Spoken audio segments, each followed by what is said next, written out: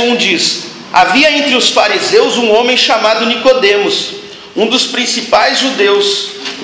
Este de noite foi ter com Jesus e lhe disse: Rabi, sabemos que és mestre, vindo da parte de Deus, porque ninguém pode fazer estes sinais que tu fazes, se Deus não estiver com ele. A isto respondeu Jesus: em verdade te digo, se alguém não nascer de novo, não pode ver o reino de Deus. Perguntou-lhe Nicodemos: como pode um homem nascer sendo velho? Pode porventura voltar ao ventre materno e nascer a segunda vez? Respondeu-lhe Jesus: em verdade eu te digo, quem não nascer da água e do Espírito não pode entrar no reino de Deus. O que é nascido da carne é carne, e o que é nascido do Espírito é Espírito. Não te admires de eu ter de dizer, importa ter que nascer de novo. Então nós vemos aqui outra pessoa buscando a Cristo por outro motivo. E a resposta de Cristo para esse homem, para esse mestre da lei, foi o quê? Que era necessário que ele nascesse de novo. Então vamos entrar na palavra e tentar entender o que isso significa. Na semana passada nós falamos sobre a tristeza do mundo e a tristeza de Deus. Nós vimos semana passada que existem dois tipos de tristeza: uma tristeza que é humana, uma tristeza que é mundana e uma tristeza que é causada por Deus. Nós vimos que a tristeza mundana, a tristeza do mundo, é a insatisfação que o homem tem porque algo lhe foi privado, algo lhe foi tirado ou algo não lhe foi dado. Então o homem natural, ele se entristece, ele fica triste porque quando algo que ele esperava que lhe acontecesse não sobrevém a ele. E então falamos sobre isso durante uma hora e vimos que o homem natural, ele se entristece quando as coisas não acontecem como ele espera, porque lá no fundo ele acredita que é justo que tudo o que é bom, que tudo o que é bem venha sobre ele. O homem natural, ele acredita que se algo que é bom não acomete a ele, isso é injusto. Vimos exemplos sobre doenças na família, desemprego, e o exemplo principal da mensagem foi o exemplo de um rapaz que matou a sua noiva. Nós vimos que aquele rapaz, ele ficou totalmente entristecido porque a sua noiva não queria mais ficar com ele, então ele assassinou ela. Foi na terça passada. Então nós discorremos sobre isso, discorremos como o homem, quando a alma dele não recebe aquilo que ele acredita que lhe é devido, ele reage com uma profunda tristeza, e ele é capaz de matar, ele é capaz de cometer os maiores crimes, porque ele acredita que a justiça só acontece quando tudo aquilo que ele deseja vem sobre ele. E nós vimos que existe um tipo de espiritualidade que é mundana, que é fruto desta tristeza que é mundana. Ou seja, as pessoas buscam uma espiritualidade para que as coisas que elas esperam que devam acontecer a ela, Deus possa trazer até ela. E nós vimos que problemas familiares, problemas financeiros, enfim, todo tipo de problemas, essas pessoas que estão entristecidas porque essas coisas não estão acontecendo da forma que elas acham justas, elas buscam a Deus para que todas essas coisas sejam solucionadas. Então é uma prática do homem natural buscar a Deus apenas com esse intuito. O que move as pessoas do mundo a buscar a Deus não é conhecer a Deus, não é glorificar a Deus, honrar a Deus. Não, é buscar com que os seus problemas sejam resolvidos. Isso é popular, isso é natural do homem.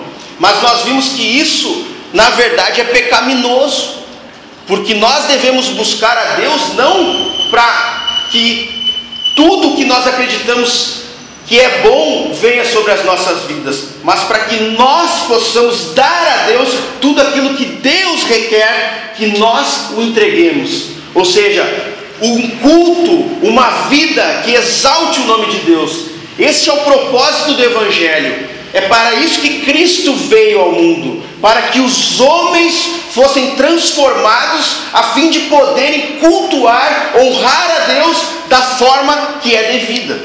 Foi para isso que Cristo veio. Então, hoje, falando sobre a necessidade de um novo nascimento, eu queria partir do ponto do sermão passado, aonde os homens pensam que na verdade o homem é bom. Há um entendimento do mundo, da sociedade, da cultura, de engrandecer o homem, afirmando que o homem é, na sua essência, bom. Os avanços da medicina, a tecnologia, a educação, enfim, tudo o que nós vemos hoje na sociedade nos dá a impressão de que o homem é um ser bom. Mas na verdade, quem pode dar o conceito de bom ou mal é o Criador da criatura. Ou seja, toda a criação, quem pode dizer se aquela criação é boa ou má é o Criador dela. Por exemplo, hoje nós temos muitos smartphones, tablets, notebooks, que tem uma infinidade de benefícios que trazem a nós. Um notebook, um tablet ou um smartphone, ele só pode ser classificado como bom por aquele que programou, por aquele que projetou, né, esse objeto e o fez com um propósito, com uma finalidade. Se os nossos smartphones eles fazem aquilo com que o seu criador intentou, então ele é considerado bom pelo seu Criador. Ou seja, nós não podemos classificar como bom algo a parte do propósito com que aquele algo foi criado. Algo só é bom quando ele cumpre o seu propósito, quando ele cumpre a sua finalidade. E quem pode dizer se algo cumpre ou não a sua finalidade é o Criador da sua criação. Um relógio, por exemplo, um relógio, ele só é bom quando ele marca cada segundo na fração perfeita de todos os milésimos. Então ele começa a marcar as horas corretamente. Se caso o relógio atrase um segundo, no final de 10 dias, ou 20 dias, ou 30 dias, ele vai estar marcando um horário errado. E nós não vamos poder seguir aquele relógio para cumprir os nossos compromissos. Ou seja, aquele relógio, ele não é bom. Por quê? Porque ele não cumpre o propósito com que ele foi feito. Ele foi feito para marcar as horas corretamente, mas ele não marca as horas corretamente. Então aquele relógio deixou de ser bom. Ainda que o relógio tenha alguma utilidade. Até uma brincadeira que as pessoas falam que um relógio, até um relógio estragado, ele acerta 2 vezes no dia, né? Apesar de um relógio estragado acertar as horas 2 vezes no dia, né? Não tem como nós sabermos as horas que ele está acertando, né? Isso não faz do relógio bom. E com relação ao homem, quem pode dar a definição de bom ou mal sobre o homem é Deus. É Deus quem pode dar o parecer se o homem é bom ou se o homem é mau. Baseado no quê? Baseado na finalidade com que Deus criou o homem. Se o homem cumpre a finalidade para que Deus o criou, ele é bom. Se o homem não cumpre a finalidade para o qual Deus o criou, ele é mau. Ainda que pareça bom.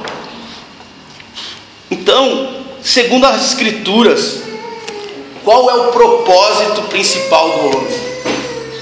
Essa é a pergunta de número 1 de um catecismo cristão, que é a breve confissão, né? O breve catecismo de Westminster.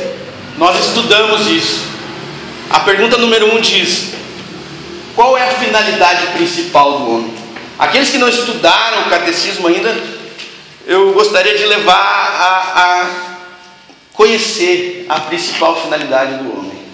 Então, para que existimos? Por que respiramos? Por que estamos no mundo? Afinal de contas, para que nós nascemos, né? a Bíblia fala que nós nascemos para glorificar a Deus. Nós nascemos para dar a Deus a glória que é devida. A finalidade do homem é glorificar a Deus. Ou seja, Deus criou os céus, Deus criou a terra, Deus criou os animais, Deus criou todo o universo para manifestar a sua glória. O que é a glória de Deus? A glória de Deus é o conjunto de todas as suas perfeições. E Deus criou o universo para expressar, para manifestar a sua glória. E o homem, ele fez, a Bíblia fala no capítulo 1 de Gênesis, a sua imagem e semelhança. Isso é muito importante para nós entendermos a nossa finalidade no universo.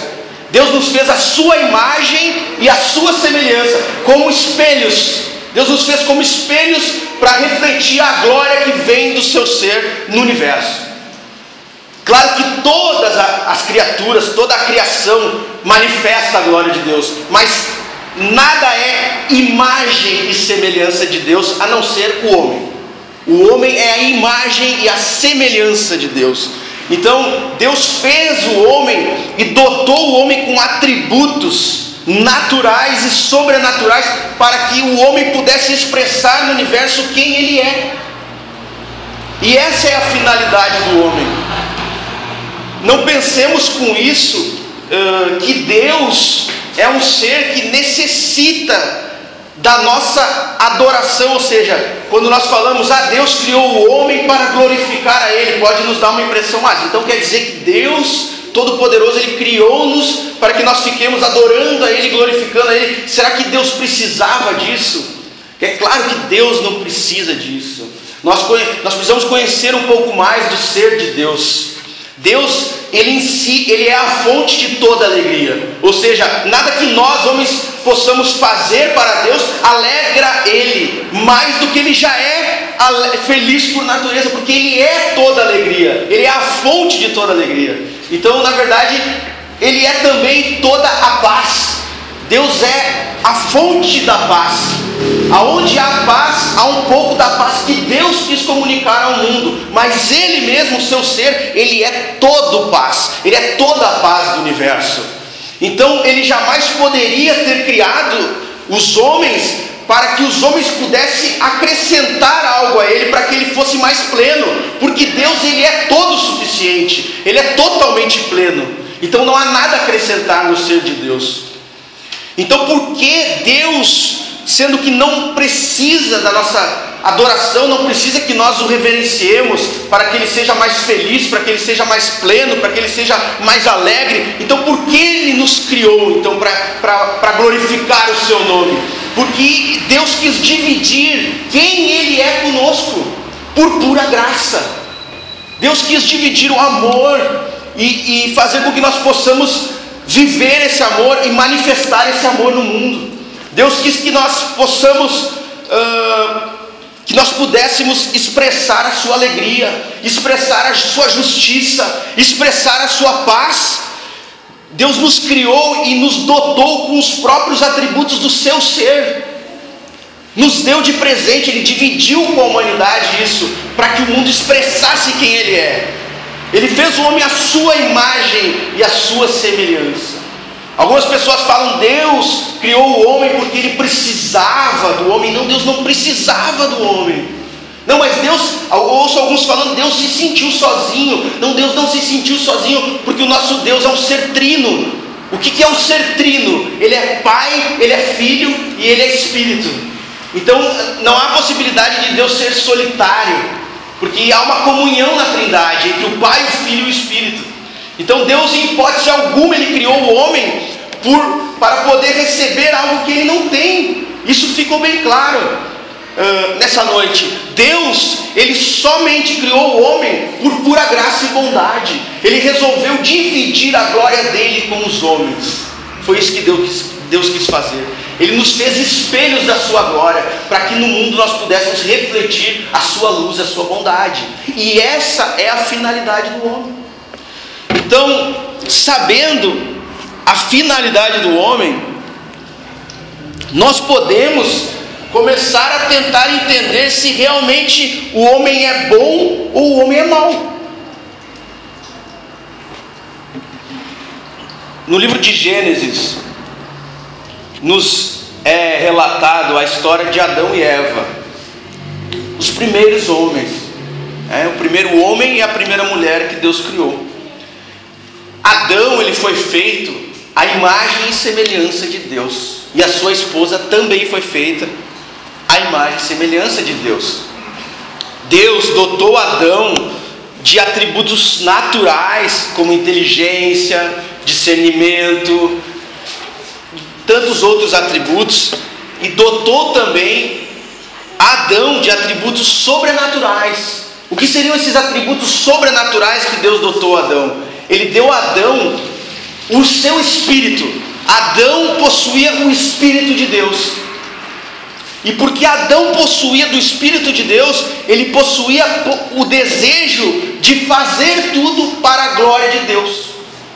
Nós vemos em Gênesis que os mandamentos que Deus deu para Adão são mandamentos positivos.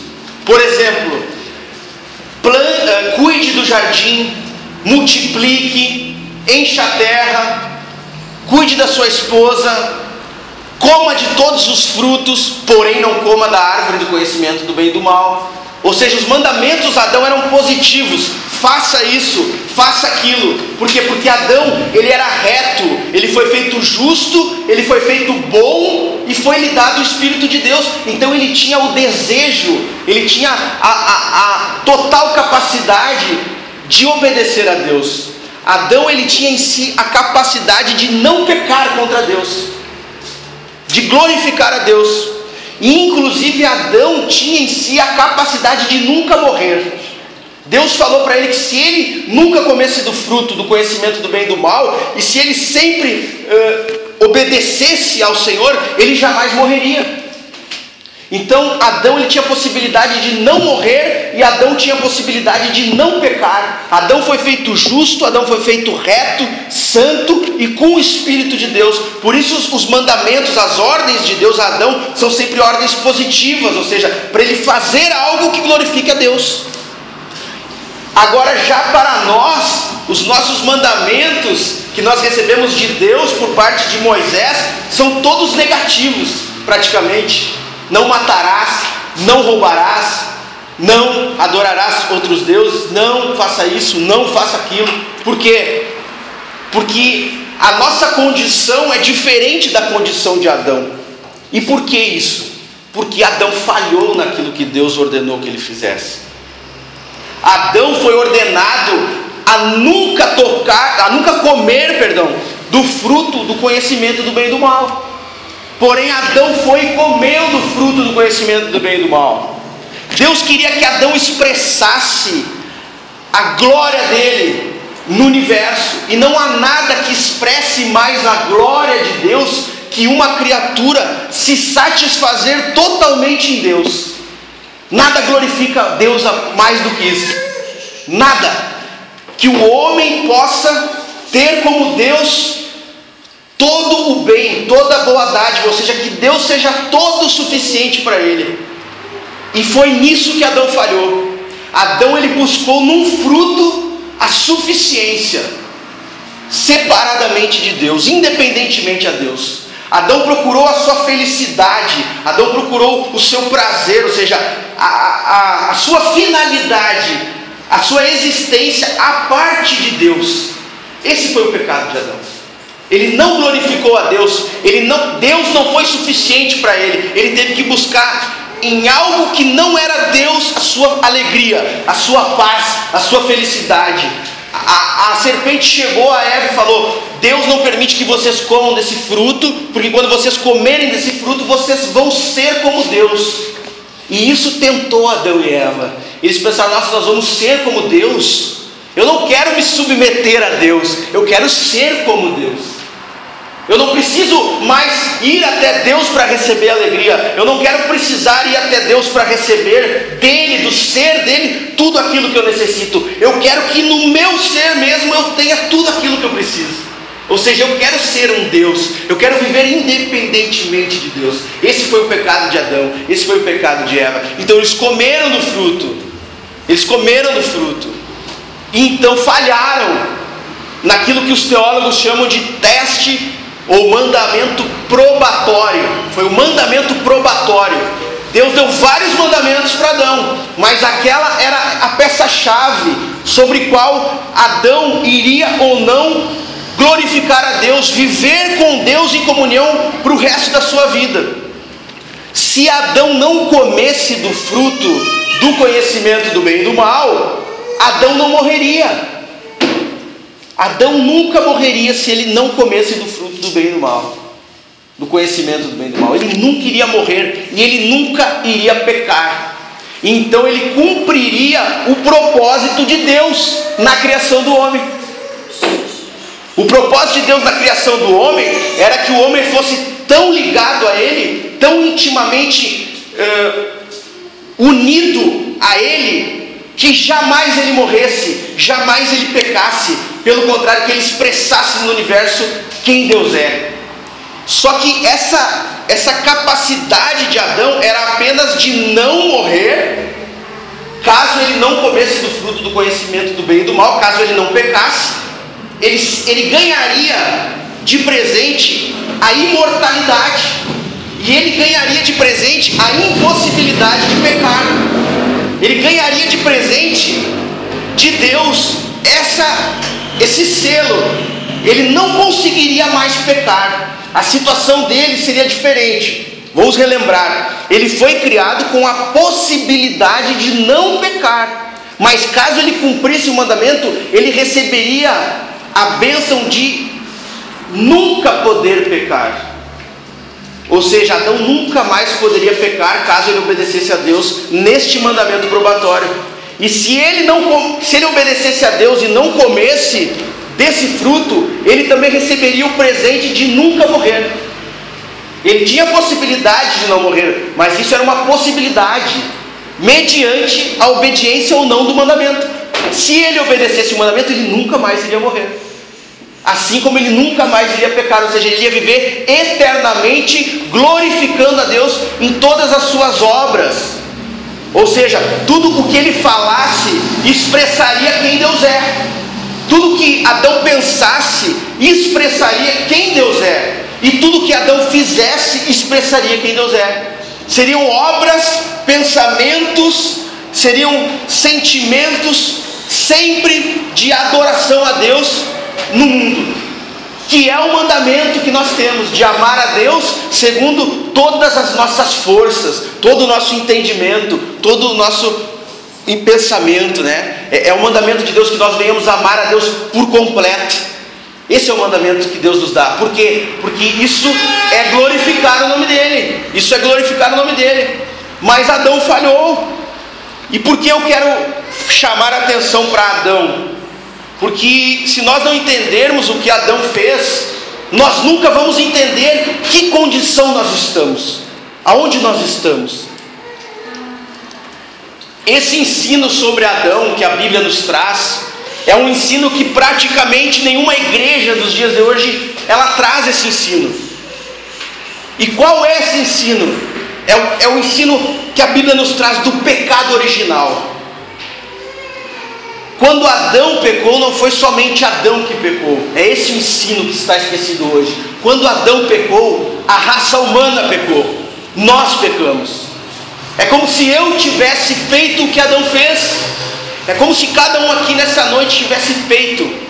A raça humana decaiu, pecou. Ela caiu da condição com que Deus a criou. Ela perdeu todos os benefícios que Deus criou ela, por causa deste pecado, por causa dessa atitude de querer viver independente de Deus, de Adão. Toda a raça humana, ela perdeu os atributos que Deus deu a ela, sobrenaturais, ou seja, aquilo que fazia com que o homem queresse e pudesse, principalmente, pudesse glorificar e obedecer a Deus. Então isso é de suma importância para o Evangelho. Essa é uma doutrina que por causa dela, ou o cristianismo ele fica de pé, ou ele cai. O que diferencia o cristianismo de todas as outras religiões é o ensino dessa doutrina, que o homem, ele nasce já em pecado. Essa é a punição que Deus deu a Adão por ele pecar, porque ele falou: se tu comer, Adão, certamente morrereis. Quando tu comer da árvore do conhecimento do bem e do mal, certamente morrereis. Deus não falou: não, mas vai ter uma segunda chance, pode ser, Adão, que eu... Não, Deus falou assim, ó: Adão, se comer do fruto do conhecimento do bem e do mal, vai morrer. Ele falou isso. Pode comer de todas as árvores do paraíso, pode comer de todas as árvores que eu fiz do jardim do Éden, mas do fruto do conhecimento do bem e do mal, se comer, morre. Se comer, vai viver a parte de mim. Se comer esse fruto, você vai viver separado de mim. Ou seja, você quis ser como Deus, então você vai viver conforme aquilo que você mesmo pode produzir.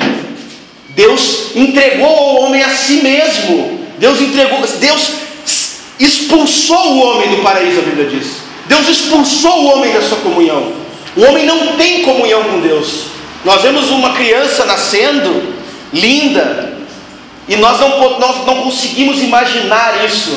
Como pode uma criança nascer sem comunhão com Deus? Como pode uma criança nascer separada de Deus? Como pode uma criança nascer sob a ira de Deus, que é a linguagem mais pesada da Bíblia? A Bíblia diz que por natureza nós somos pecadores, e por natureza nós estamos debaixo da ira de Deus. Por que a ira de Deus? A ira de Deus é aquilo que é justo o homem receber por causa da sua ofensa contra Deus. Isso é a ira de Deus. Um juiz justo, quando alguém comete um crime e chega diante dele, o justo é que ele puna aquela pessoa e julgue ela com a pena que lhe é devida. E quando os homens assassinaram a Deus em seus corações, como Adão fez, baniram Deus de suas vidas, eles devem sofrer a pena conforme a sua atitude. E a pena é viver para sempre separado de Deus. Então o homem por natureza, ele é filho da ira. O homem por natureza, ele é pecador. E não foi Adão apenas que pecou. Eu vejo algumas pessoas dizendo: se eu pego Eva e se eu pego Adão lá no céu, quando eu ver Eva, eu vou dar uma camaçada nela, porque por que Eva foi comer do fruto, né? Isso até eu mesmo já falei. Mas antes de entender que eu não faria melhor que Eva, eu não faria melhor que ela, ninguém faria melhor que ela, porque eles foram dotados de todo o dom e toda a boa dádiva que a humanidade poderia receber. E eles falharam. E quando eles falharam, nós falhamos. Não, nós temos que ter esse entendimento no fundo das nossas almas, que nós falhamos. Não foi Adão, não foi Eva. A raça humana, ela pecou. Nós somos inimigos de Deus por causa disso. Nós estamos separados de Deus. Nenhum homem nasce bom. O cristianismo, ele anuncia isso. O homem nasce mal. O homem nasce mal, o homem é mau. Por quê? Porque o homem, ele não consegue glorificar a Deus. É a doutrina da total depravação que nós chamamos. Os teólogos chamam, é a total depravação. Mas por que total depravação? Porque o homem, ele pode fazer todo o mal que ele é capaz? Não, não é por causa disso. Não, a total depravação não quer dizer que nós podemos fazer todo o mal possível que nós temos em nós.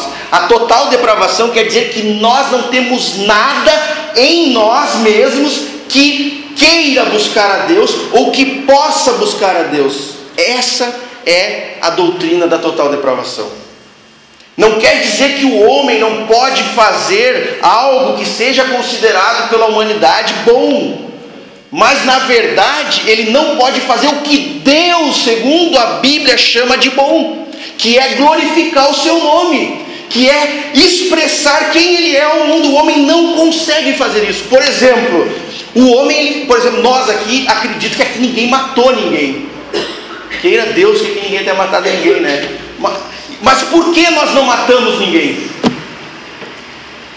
Porque nós queremos cumprir o mandamento que a Bíblia diz, que o nosso próximo, ele é um ser que foi criado à imagem e semelhança de Deus, então nós queremos respeitar a Deus, a imagem de Deus que ainda resta no meu irmão. Eu não vou tocar no meu irmão, eu jamais vou fazer um mal para ele, porque eu quero reverenciar aquilo que Deus fez. Ele é uma criatura de Deus e eu quero obedecer a Deus, glorificar a Deus, não tocando na imagem de Deus que ainda resta dele. É por isso que nós não matamos o nosso próximo? Não, é porque nós não queremos ser presos, nós não queremos que nada venha de mal sobre nós, ou nós não matamos ninguém porque nós não sentimos vontade de matar ninguém, mas essa falta de vontade não é para a glória de Deus. É isso que nós temos que entender. O homem, nem quando ele cumpre o mandamento, ou seja, nem quando ele faz algo bom, ele faz para glorificar a Deus. Vou dar mais um exemplo, por exemplo, o casamento. Deus diz que o casamento foi feito para que o homem representasse a Cristo e a mulher representasse a igreja. A relação que Cristo tem com a igreja, e a relação que Cristo tem com a igreja é uma relação inseparável. Cristo nunca vai abandonar a sua igreja. Ele diz em João 10, eu dou a minha vida pelas minhas ovelhas, e ninguém pode tirar as minhas ovelhas das minhas mãos. Mas por que nós somos fiéis aos nossos cônjuges? Porque nós queremos expressar a fidelidade de Cristo por sua igreja? Não é por isso. Isso nunca vem à nossa mente. Eu tenho que ser fiel porque eu quero expressar a fidelidade de Cristo pela sua noiva, então eu quero ser fiel à minha esposa em tudo. Eu quero representar a fidelidade de Cristo pelo seu povo. O homem não pensa isso. E a mulher não pensa, eu vou ser fiel ao meu marido porque eu quero representar a fidelidade da igreja do Cordeiro, entregue ao Cordeiro por toda a eternidade. Não, nós simplesmente somos fiéis. Ou seja, o que eu estou querendo mostrar? Que o homem, quando ele cumpre, até mesmo quando ele obedece, ele desobedece, porque ele nunca consegue amar a Deus de todo o seu coração, de todo o seu pensamento, de todas as suas forças. Ele nunca consegue entregar a Deus a glória que é devida, porque Deus, ele é santo, e a glória que é devida a Deus é uma vida que a cada pensamento, a cada sentimento, a cada atitude glorifica Ele, sobe como um ato de adoração a Deus. E isso nós não conseguimos fazer.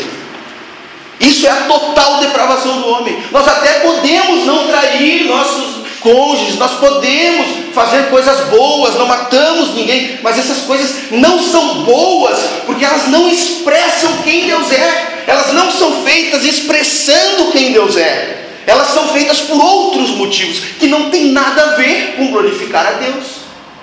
Então, na verdade, a doutrina da total depravação significa que o homem é mau. O homem não é bom, porque o homem perdeu aquela capacidade que tinha no Éden. A raça humana perdeu isso e ninguém faz o bem. A Bíblia diz, não há um justo sobre a terra, não há ninguém que faça o bem, não há ninguém que não peque. Todos se fizeram inúteis, um a um, todos. O homem está destituído da glória de Deus. É isso que a Bíblia nos anuncia. E a prova máxima da maldade do coração do homem é a cruz. A cruz é a prova máxima da maldade do coração do homem. O que é a cruz?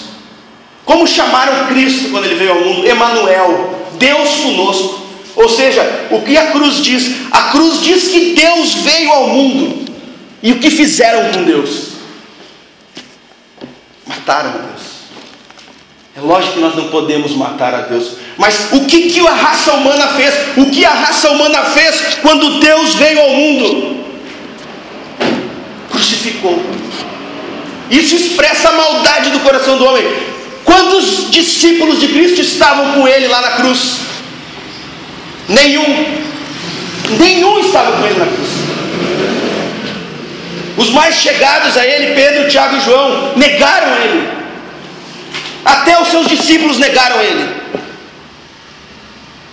Então ninguém pode dizer, eu sou bom, o homem é bom, o homem faz o bem, o homem não faz o bem. O homem em nada ele glorifica a Deus, nunca ele glorifica a Deus. Ele não pode fazer o bem, ele está morto. A Bíblia diz que nós estamos mortos nos nossos pecados e delitos. A Bíblia diz que o homem natural, ele é cego, que o coração dele é um coração de pedra. Ele não pode buscar a Deus, ele não quer buscar a Deus, ele quer buscar os seus interesses sempre. E Deus é apenas um motivo, Deus é apenas um degrau para que ele busque aquilo que ele quer, como nós vimos na semana passada, como nós vimos aqui as multidões comendo pães.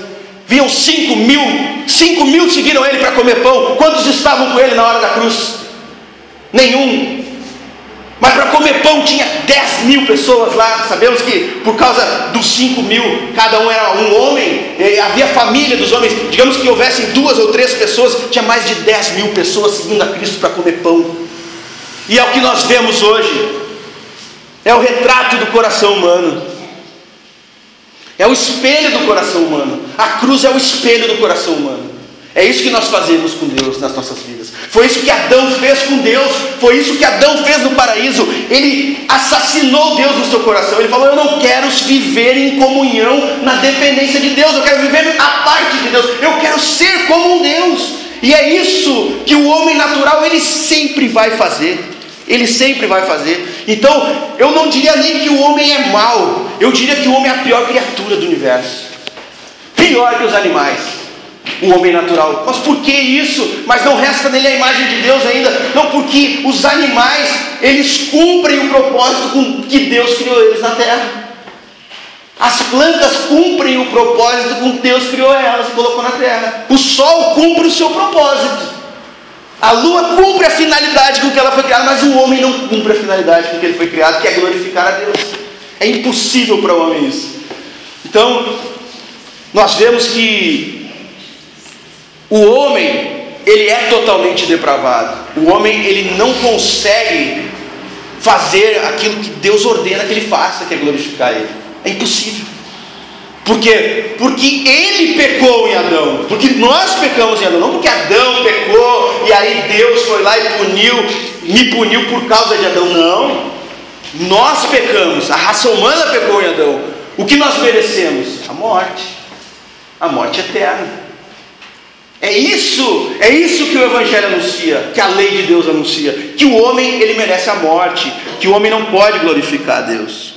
E na verdade, nós vemos muitas pessoas até buscar a Deus, entre aspas, Deus, mas toda essa espiritualidade não tem nada a ver com Deus, só tem a ver com elas mesmas. Toda essa espiritualidade só reflete tudo isso que nós estamos ouvindo essa noite. Ou seja, é uma espiritualidade que pergunta para Deus: o que eu posso fazer? Né? Esse homem Nicodemos, ele chegou diante de Deus, diante de Cristo. Ele era mestre da lei.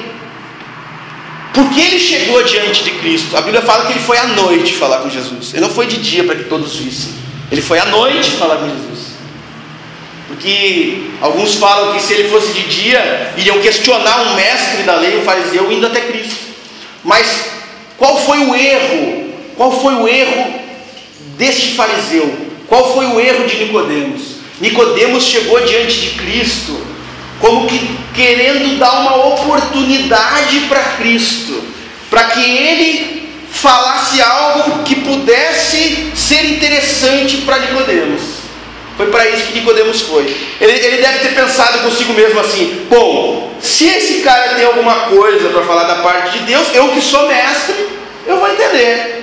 Se esse cara realmente ele tem algo da parte de Deus para ensinar, eu que conheço toda a lei, certamente eu vou entender e vou praticar o que ele vai falar. Então ele chega e pergunta para Jesus assim: nós temos visto os teus milagres e sabemos que ninguém pode fazer isso se Deus não estiver com ele. Mas ele não foi conclusivo, ele não afirmou, ele deixou no ar. Nós sabemos que ninguém pode fazer, mas os próprios fariseus sabiam que muitos fizeram sinais e milagres sem vir da parte de Deus. Lá no Egito mesmo, quando o povo de Israel foi sair do Egito, através de Moisés, Deus fez vários sinais e milagres para que o povo saísse. E os feiticeiros lá do Faraó também fizeram sinais e milagres. E o Nicodemos sabia disso. Nicodemos sabia que sinais e milagres não querem dizer que Deus está com ele. Pode ser que Deus está com ele, pode ser que seja um falso milagre, pode ser que seja um sinal.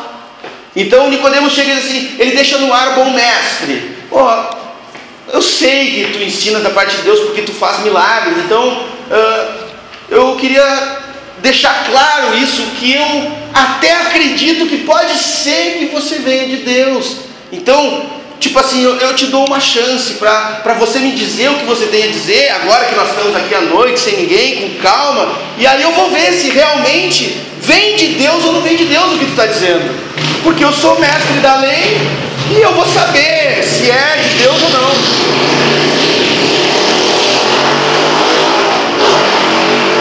E a resposta de Cristo para Nicodemos é fantástica. Porque ele diz assim para Nicodemos: Nicodemos, nasce de novo. Nicodemos, ninguém pode nem ver o reino de Deus caso ele não nasça de novo.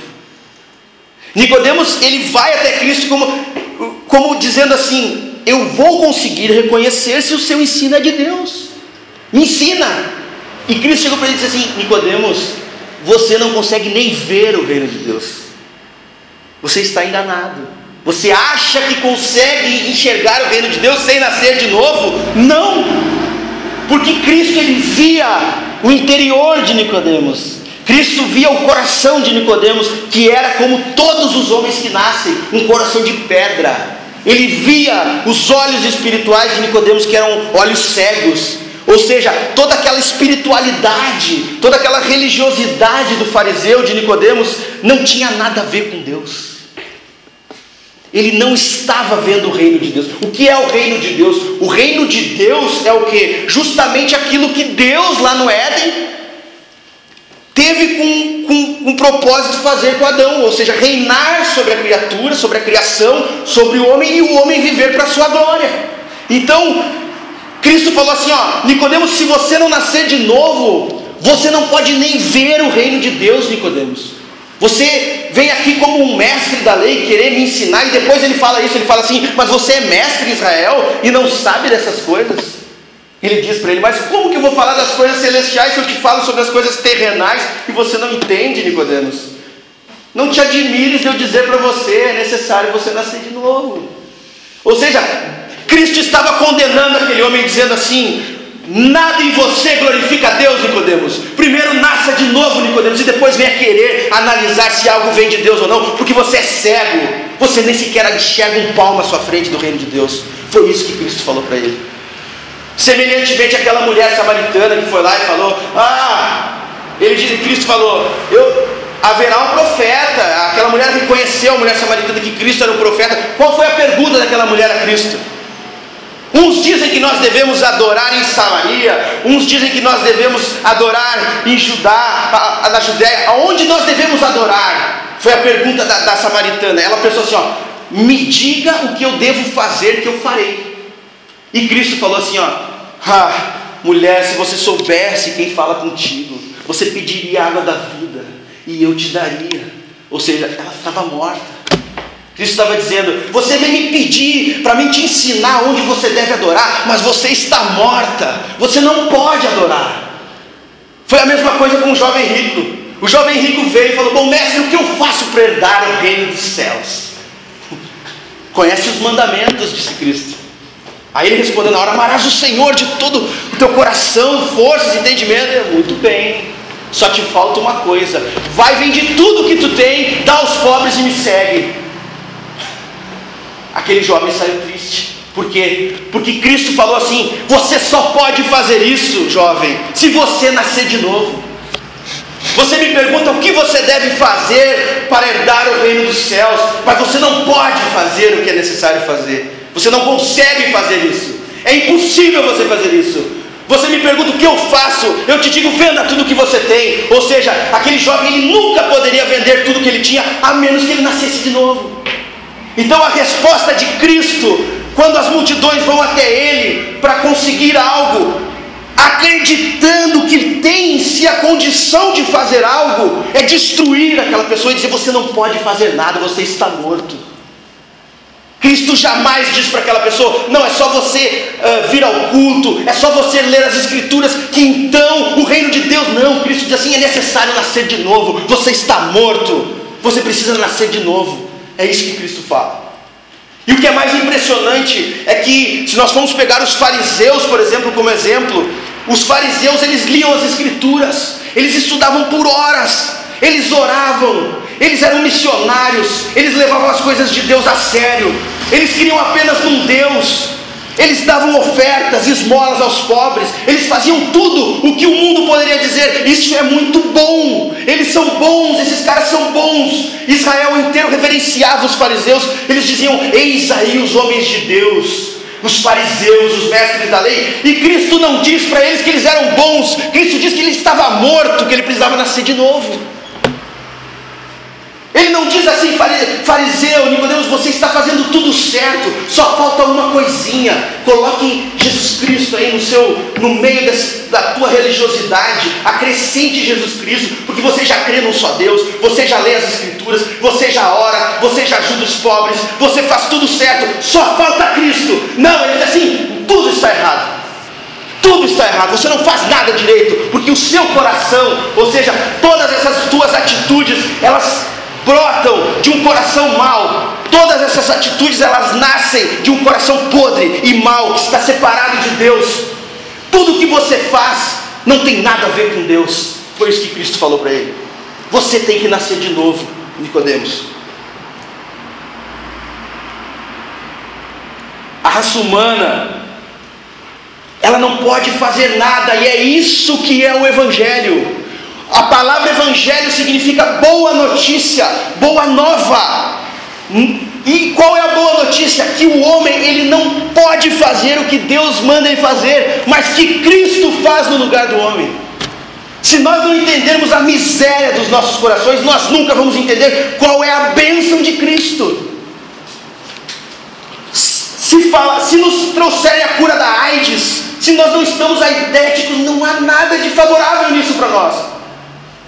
Não há como reconhecer: ó, que aleluia, trouxeram a cura da AIDS para mim, mas eu não estou com AIDS, não adianta nada a cura da AIDS para mim.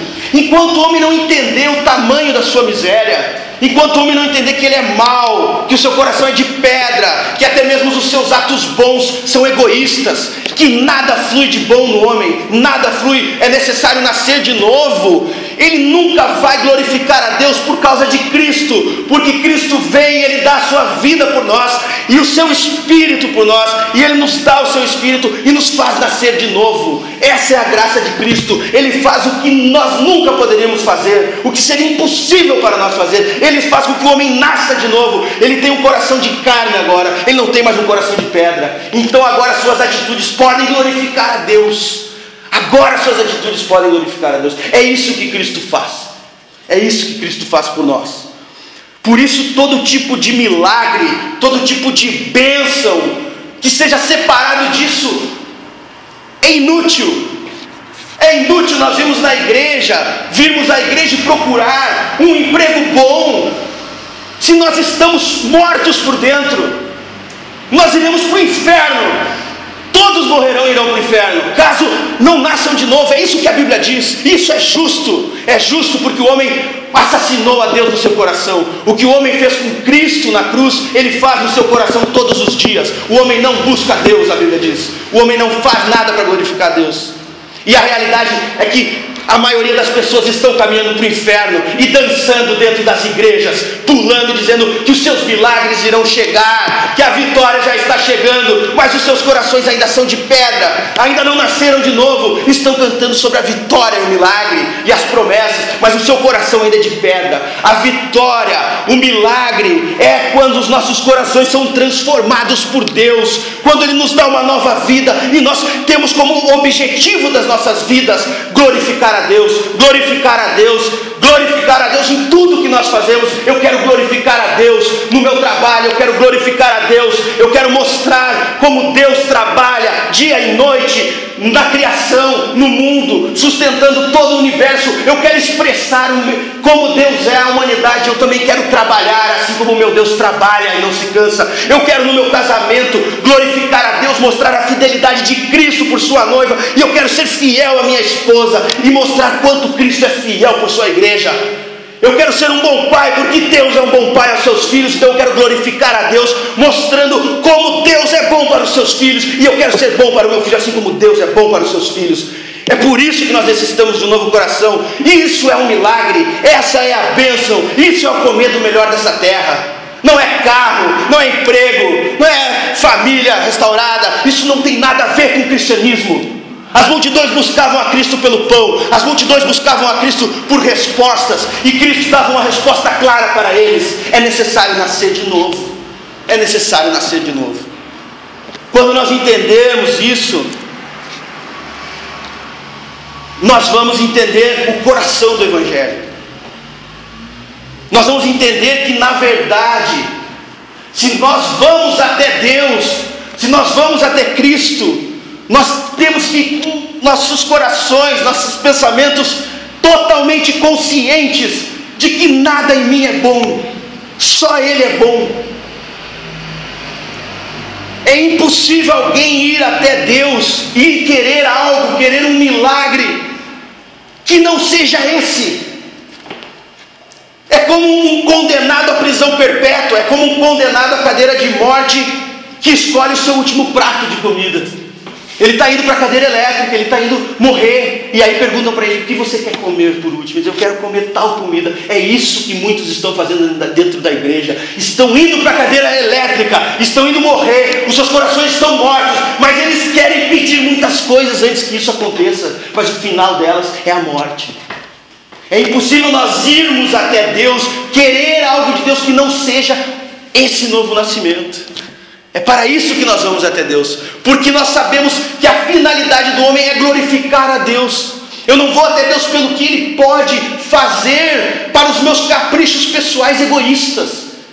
Eu vou até Deus para que Ele me transforme, para que eu possa dar a Ele aquilo que é devido. É sobre isso que é o Evangelho.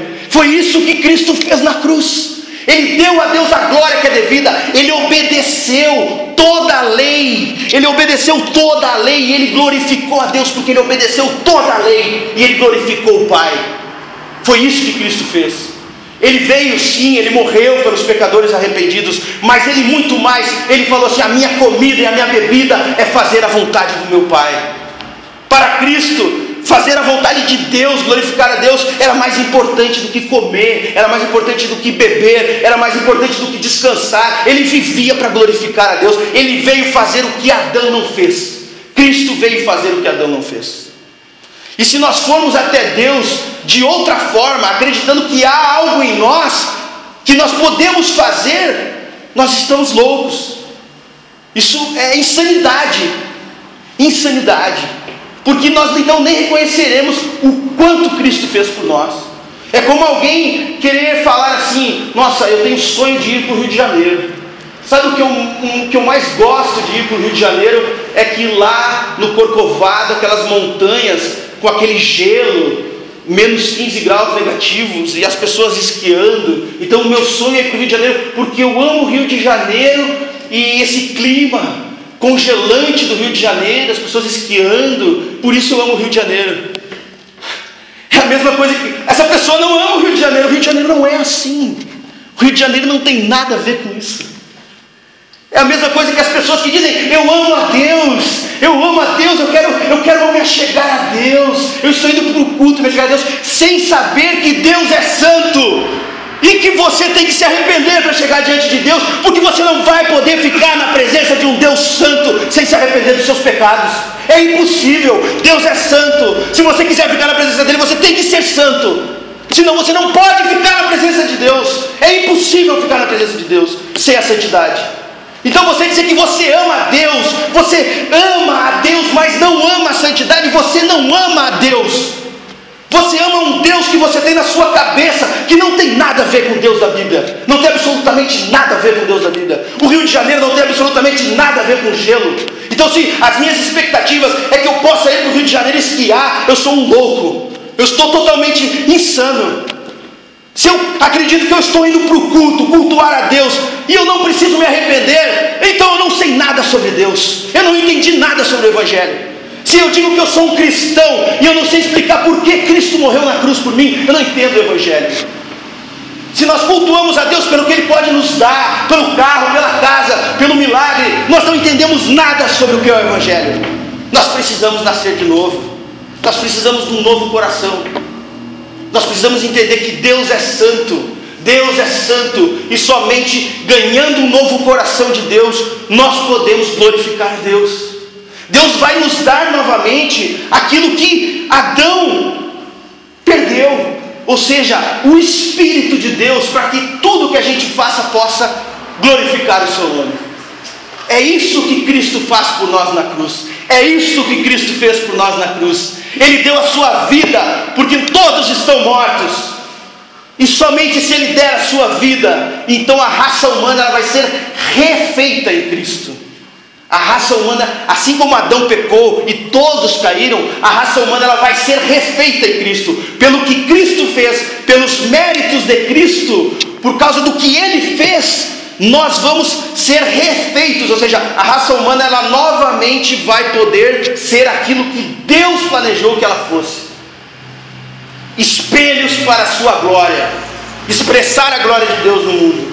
E é sobre isso que é o Evangelho. Nós viemos para a casa de Deus para aprendermos a orar. Por que orar? Para que Deus, pelo seu Espírito, transforme o meu ser, para que eu possa glorificar a Deus. Nós não viemos orar por outros motivos. Eu não estou dizendo aqui que nós não podemos clamar a Deus para que Deus faça coisas boas em nossas vidas, mas nós temos que entender que o que é bom realmente é o nascer de novo. Ainda que nós não tenhamos uma casa, ainda que nós não tenhamos um emprego bom, ainda que hajam lutas no nosso casamento, ainda que hajam dificuldades na nossa família, se nós nascemos de novo, isso é bom, e a minha vida é boa, porque eu glorifico a Deus, e nada mais importa. Mas as pessoas estão invertendo o papel do Evangelho. Só é bom aquilo que é o agora, e nascer de novo nem é falado nos púlpitos. Então o homem ele precisa nascer de novo. Então nós já passamos do tempo. Eu até queria poder falar mais sobre isso, mas que nessa noite nós possamos entender o que Cristo fez por nós. O que Ele fez por nós é o que ninguém poderia fazer. O que nós não poderíamos fazer. Que nós jamais possamos ir até Deus com a pergunta do que eu posso fazer para ser aceito. Como a maioria da espiritualidade de hoje em dia, as pessoas pensam que podem fazer algo e ter crédito diante de Deus, mas que nós entendamos que até mesmo o bem que nós fazemos, ele procede de um coração mau, mas que se esse coração mau não for transformado para um coração bom, nós nunca agradaremos a Deus. Até mesmo nós cristãos, até mesmo aquele que já nasceu de novo, ele continua sendo um pecador. Até mesmo nós que nascemos de novo, nós estamos na presença de Deus porque Cristo fez tudo o que nós deveríamos fazer, não é porque nós fazemos tudo o que nós devemos fazer. Ou seja, nós vamos até Deus nos méritos de Cristo. Nós somos pecadores, pecamos todos os dias, em toda hora, cada pensamento. Então nós vamos pelos méritos de Cristo. Que nós possamos nessa noite, em nossos corações, refletir sobre o que realmente Cristo fez por nós, o tamanho do que Ele fez por nós, o tamanho, como Davi falou, eu estava num lamaçal, eu estava num encharco, eu estava morto, mas Deus me deu a vida, Deus me salvou. Então que nós possamos entender o tamanho do que Cristo fez, para que nós venhamos a buscar a Deus com o sentimento correto, que é glorificar o seu nome para todo sempre. Amém. Eu gostaria que todos ficassem de pé, nós possamos cantar um cântico a Deus, como uma oração a Deus, mediante tudo isso que nós ouvimos.